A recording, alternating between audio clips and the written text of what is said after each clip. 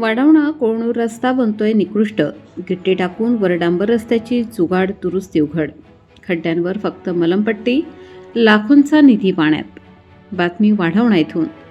वाढवणा ते कोळनूर रस्त्यावरील खड्डे बुजवण्याचे काम सध्या सुरू असले तरी हे काम अत्यंत निकृष्ट दर्जाचे होत आहे.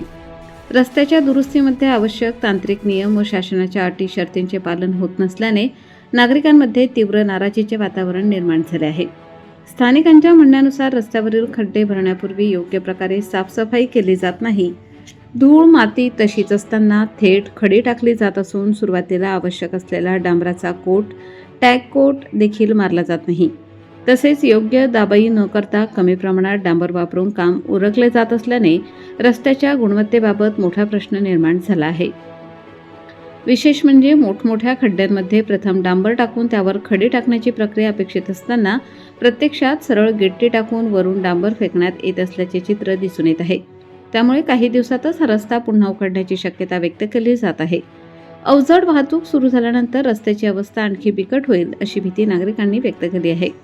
याशिवाय कामाच्या ठिकाणी कोणताही माहिती फलक लावण्यात आलेला नसून कामाचे अंदाजपत्रक, मंजूर निधी, तांत्रिक मान्यता, कोणत्या स्तराचे काम मंजूर आहे याबाबत कोणतीही माहिती उपलब्ध नसल्याने संशय अधिक गडद झाला आहे.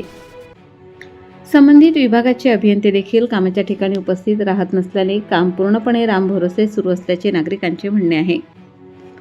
स्थानिकांचे म्हणणे असे आहे की संपूर्ण काम एका महिला मुकादमकडून पाहिले जात असून ना ठेकेदार घटनास्थळी दिसतो ना सार्वजनिक बांधकाम विभागाचे अधिकारी. त्यामुळे ठेकेदार घाईघाईत काम उरकत असल्याचे स्पष्टपणे जाणवत आहे.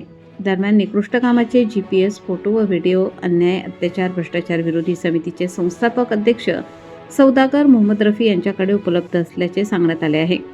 या प्रकरणी तातडीने त्रिसदस्यीय चौकशी समिती स्थापन करून कामाची सखोल चौकशी करावी तसेच दोषींवर कठोर कारवाई करावी अशी मागणी अन्याय, अत्याचार, भ्रष्टाचार विरोधी समितीच्या वतीने करण्यात येत आहे. सार्वजनिक बांधकाम विभागाने या गंभीर प्रकाराकडे त्वरित लक्ष देऊन संबंधित ठेकेदाराला गुणवत्तापूर्ण काम करण्यास भाग पाडावे, अन्यथा अन्याय, अत्याचार, भ्रष्टाचार विरोधी समितीच्या वतीने तीव्र आंदोलन करण्यात येईल असा इशाराही संस्थापक अध्यक्ष सौदागर मोहम्मद रफी यांनी दिला आहे. कायदा लाईव्ह बातमीसाठी संपादक सौदागर मोहम्मद रफी. ताज्या घडामोडी जाणून घेण्यासाठी कायदा लाईव्ह न्यूज या यूट्यूब चॅनलला सबस्क्राईब करा. बेल आयकॉनवर क्लिक करा. लाईक, कमेंट, शेअर करायला विसरू नका.